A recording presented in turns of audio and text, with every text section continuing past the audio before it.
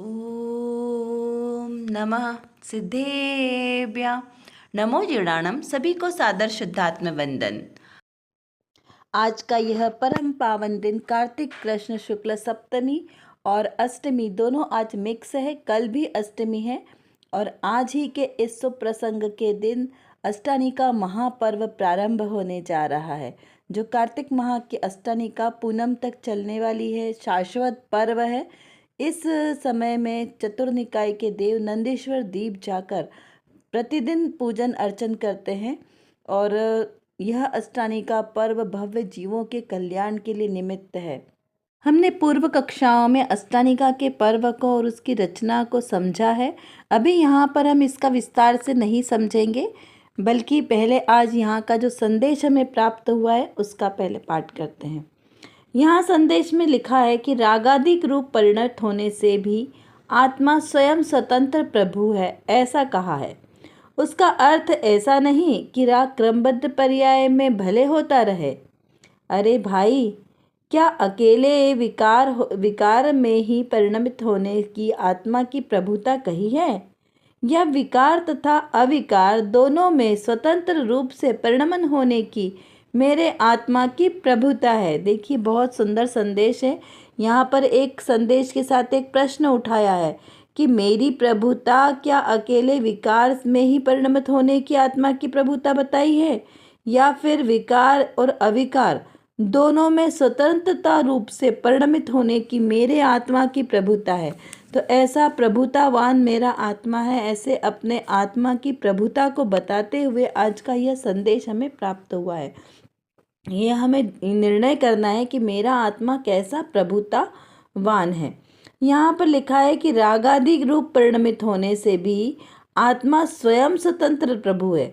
देखिए क्या कहा, अभी हम अनादि काल से आत्मा जो मेरा है वो रागादिक रूप परिणमित होता हुआ आया है। तो रागादिक रूप परिणमित होने के कारण उसमें कर्म का संयोग हुआ है और कर्म के संयोग होने से ये संसार में परिभ्रमण कर रहा है और दुखी हो रहा है। तो दुख का कारण क्या है? ये रागादिक भाव, जिसके कारण आत्मा दुखी हो रहा है। लेकिन यहाँ पर यह बताने की बात चल रही है, सूक्ष्म बात, कि जो मेरा आत्मा जो अनादिकाल से रागादिक रूप परिणमित हो रहा है, उसके बाद भी मेरा आत्मा तो स्वतंत्र ही है। रागादिक रूप परिणमित होता हुआ हमें दिखाई तो दे रहा है, क्योंकि रागादिक भाव है, ये कैसे विकारी भाव है, ये मेरे आत्मा का स्वभाव नहीं है। तो ये जो विकारी भाव है, ये चाहे अनादिकाल से मेरे आत्मा के साथ जुड़े हैं, लेकिन फिर भी मेरे आत्मा से ये अलग हो सकते हैं, क्योंकि आत्मा के अंदर एक में एक नहीं हुए, आत्मा में घुले मिले नहीं है। ये आत्मा के साथ तो है, लेकिन कैसे चिपके हुए। जिस प्रकार दर्पण के ऊपर अगर हमने ऑयल लगा दिया और फिर उसके ऊपर डस्ट गिरी तो क्या होगा? उस दर्पण के ऊपर वो डस्ट चिपक जाएगी। क्यों? क्योंकि उस पर ऑयल लगा है। लेकिन यदि दर्पण पर डस्ट ना ऑयल ना लगाएं और फिर डस्ट लगे तो वो क्या होगा? अपने आप निकल भी जाएगी। ठीक है ना? तो अगर ऑयल भी लगा है, मान लो कि अनादिकाल से कर्म के साथ संबंध है, लेकिन फिर भी हम उसमें अगर थोड़ी मेहनत करेंगे तो क्या होगा? वो ऑयल के साथ डस्ट हट जाएगी और दर्पण वापस से स्वच्छ हो जाएगा। तो ठीक इसी प्रकार मेरी आत्मा के साथ भले ही अनादि से कर्म जुड़े हैं, लेकिन जब आत्मा सच्चा पुरुषार्थ करेगा तो ये सारे कर्म आत्मा से अपने आप ही अलग हो जाएंगे, क्योंकि वो अलग ही थे ना, अनादिकाल से अलग ही थे। वो तो सिर्फ ऐसे हमें दिखाई दे रहे थे कि आत्मा के साथ संयोग हुआ इनका, जुड़े हुए, लेकिन ये एक दिन अलग हो जाएंगे, ऐसा विश्वास है। तो उसी प्रकार जो मेरे आत्मा के साथ ही कर्म अंदर तक जुड़े नहीं है, इसलिए इस सिद्धांत से हमें अपनी प्रभुता पता चलती है कि मेरा जो आत्मा है वह अनादि से स्वतंत्र है। विकारी भाव पर्याय में आए हैं, यानी ऊपर ऊपर है, अंतर मूल स्वभाव में विकारी भाव नहीं है, इसलिए मेरा आत्मा स्वतंत्र है और शुद्ध है। मेरे इस आत्मा में किसी भी प्रकार के रागादिक भावों का प्रवेश ही नहीं है, किसी प्रकार के क्रोधादिक कषायों का प्रवेश नहीं है, ऐसा निर्णय होता है। तो यहाँ कहा कि उसका अर्थ ऐसा नहीं कि राग क्रमबद्ध पर्याय में भले होता रहे। तो यहाँ मतलब क्या कहा कि क्रमबद्ध पर्याय में भले ही राग आता रहे, क्योंकि कर्मों के साथ बंधा है ना, तो 8 कर्म रूप बंधा है, तो उसकी अपनी अपनी अवस्था है कि वो किस किस तरीके से राग का अंश रहेगा, कैसे राग का भाव होगा और कैसे नहीं होगा। तो इस प्रकार से भले ही वो रहे, लेकिन फिर भी मेरे आत्मा से रागादिक भाव भिन्न है।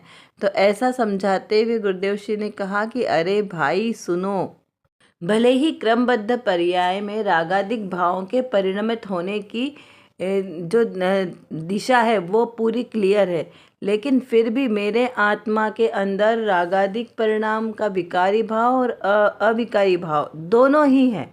क्योंकि मेरे आत्मा में ऐसा नहीं है कि एकमात्र विकारी परिणाम में ही रूपी परिणमित होगा। अनादिकाल से भले ही राग रूप है, लेकिन यहाँ क्या कहा कि अकेले विकार में ही परिणमित होने की आत्मा की प्रभुता कही, ऐसा नहीं है।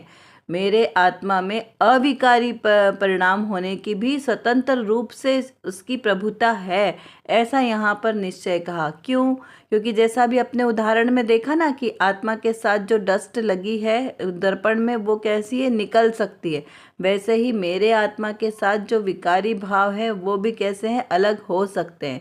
और इसका हमें प्रमाण कहाँ से मिलता है? जितने अनंत सिद्ध हुए हैं वे पहले संसारी ही थे, वे भी अनादिकाल से कर्म की कालिमा से ग्रसित थे, लेकिन अपने पुरुषार्थ के बल से वो सारे कर्म अलग हो गए और आत्मा अविकारी रूप से परिणमित होकर अपने स्वभाव का आश्रय लेके सिद्ध दशा को प्राप्त हुए। इसीलिए हमें यह विश्वास है कि जो मेरा आत्मा है वो भी वैसा ही प्रभुतावान है, जैसे अनंत सिद्ध हो गए हैं, जो आगामी सिद्ध होंगे, जो अभी सिद्ध हो रहे हैं, सबका आत्मा एक जैसा ही है, ऐसा हमें यहाँ पर निर्णय होता है। तो इतना स्पष्ट हुआ कि मेरा आत्मा है, उसमें किसी भी प्रकार के विकारी भाव नहीं है। द्रव्य दृष्टि से मेरा आत्मा परिपूर्ण सदाकाल शुद्ध ही है, शुद्ध था और शुद्ध रहेगा। मात्र जो है पर्याय में विकारी भाव है, जो पुरुषार्थ के द्वारा हट सकते हैं। इस प्रकार का आज का यह संदेश। चलिए अब देखते हैं हम आज की रत्न कणिका में कौन सी विशेष बात आई है। श्रोता ने प्रश्न किया है, ज्ञान में राग नहीं, ऐसा कहा तो जीव को जहाँ तक राग होगा वहाँ तक वह ज्ञानी नहीं हो सकेगा। इस प्रकार से प्रश्न किया है। क्या कहा कि ज्ञान के अंदर राग नहीं है, तो जब तक ज्ञान में राग नहीं है तब तक वह जीव कैसा है, ज्ञानी है। तो यहाँ पर उत्तर बताते हुए कहा है कि भाई ध्यान से सुनो, राग ज्ञानी को अपने स्वभाव में एकमेक नहीं भासता, किंतु भिन्न भासता है। अर्थात ज्ञानी राग में नहीं किंतु ज्ञान भाव में ही है। यह बात बराबर समझ में आवे तो पता लगे कि ज्ञानी क्या करता है। राग के समय ज्ञानी राग करता है अथवा ज्ञान करता है, इसका विवेक अज्ञानी को नहीं होता, क्योंकि उसे अपने राग और ज्ञान की भिन्नता का भान ही नहीं है। सम्यक्त्व को राग होने पर भी उसी समय ज्ञान में ही एकत्व रूप परिणमन होने से और राग में एकत्व रूप परिणमत नहीं होने से वह ज्ञानी ही है। देखिए कितना सुंदर समाधान दिया है। यहाँ पे आचार्य देव ने ज्ञान और राग दोनों की भिन्नता को बताया हुआ है, तो उसको समझे बिना हमें अपना स्वरूप समझ में नहीं आएगा, क्योंकि ये बहुत सूक्ष्म बात है। तो ये हमें जानना बहुत आवश्यक है कि ज्ञान और राग दोनों किस प्रकार भिन्न हैं। हमने भी अभी तक अनादिकाल से इस राग को ही ज्ञान रूप माना है कि ज्ञानी है वो राग करता है, जबकि ज्ञानी जो जीव होगा वह राग नहीं करता। किस प्रकार? क्योंकि ज्ञानी जीव को तो भेद ज्ञान है ना, जिस जीव को भेद ज्ञान है वही तो ज्ञानी कहलाएगा, जिस जीव को भेद ज्ञान नहीं है वो तो मिथ्या दृष्टि कहलाएगा। तो ज्ञानी जीव को ये पता है कि ज्ञान और राग दोनों कैसे हैं, भिन्न भिन्न हैं। राग ने कभी भी ज्ञान में प्रवेश किया नहीं, क्योंकि ज्ञान कौन है? आत्मा। आत्मा में ही ज्ञान भरा है ना, आत्मा के अलावा और कहीं पर ज्ञान नाम का गुण नहीं है, ज्ञान नाम की शक्ति किसी में नहीं है। एकमात्र जीव द्रव्य यानी आत्मा में ही है, उसी में परिपूर्ण ज्ञान भरा है।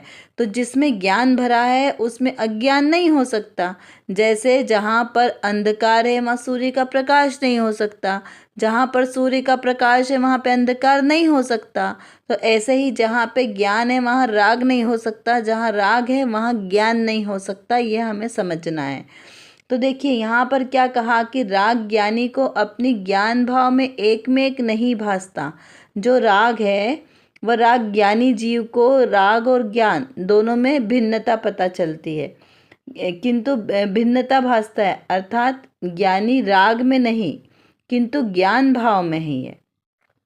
जो राग है वो ज्ञानी के ज्ञान में नहीं है, उसका ज्ञान होता है। जैसे जैसे कोई कमरे में बहुत सारी वस्तुएं रखी है, अब हम बोलें कि अच्छा बताइए आपको इस कमरे में क्या क्या नज़र आ रहा है, तो हमें कमरे की सारी वस्तुएं तो दिखाई दे रही है, लेकिन यह हमें ज्ञान में नहीं आता कि ये सारी वस्तुएं प्रकाश है। मेन तो इस कमरे में प्रकाश है, जिसके कारण हमें ये सारी वस्तुएं दिख रही है।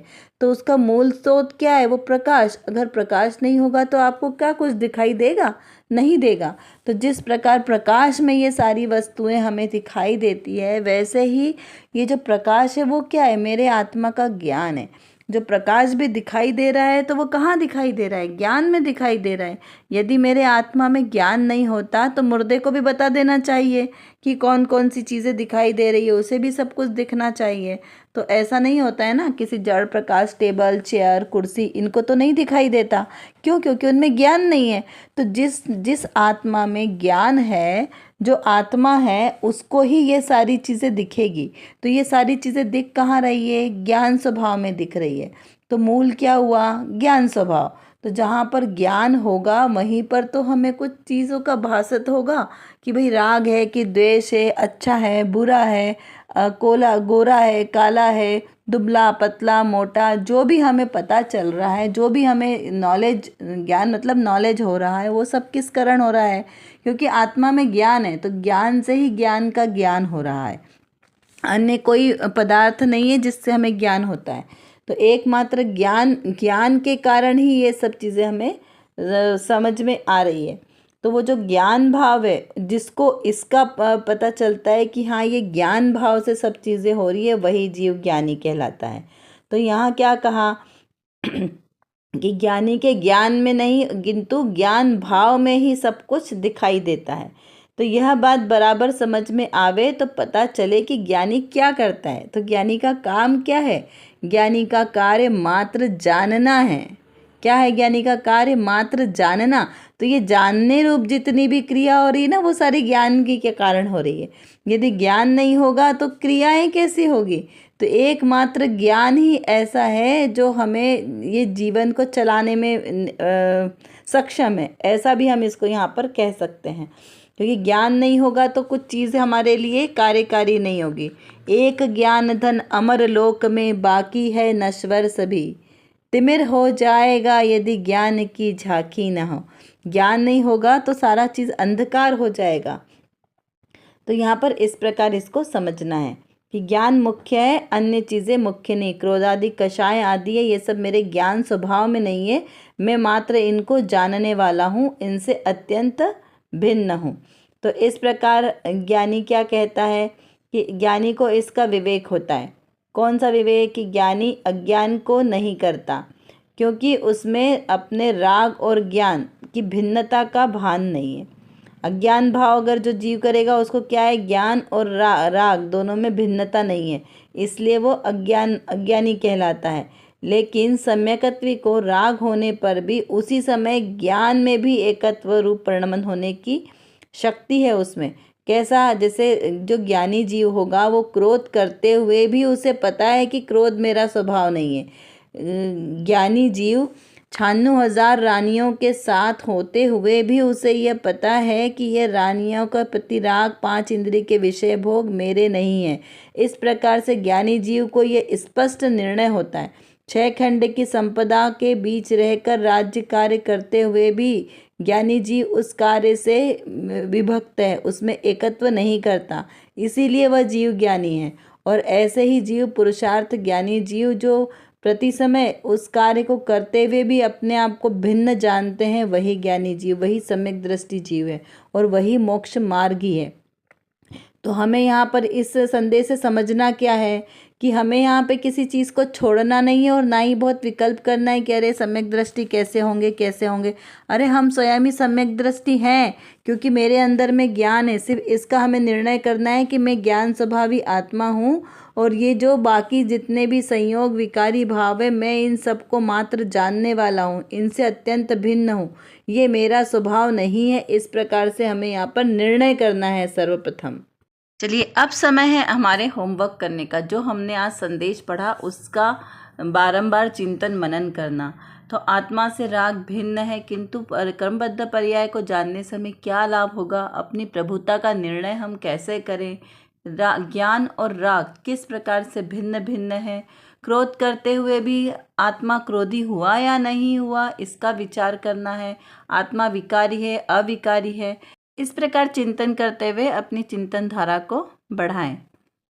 आशा करती हूँ आपको आज का यह संदेश अच्छी तरीके से समझ में आ गया होगा। आज हमारी कक्षा का समय यहीं पर पूर्ण होता है, इसीलिए हम यहाँ पर अब विराम लेते हैं और इसी प्रकार आप अपना चिंतन धारा को बार बार बढ़ाते रहें, तत्व निर्णय पर जोर दें और अपने ही इस मनुष्य भव को सार्थक करें। जय जिनेंद्र।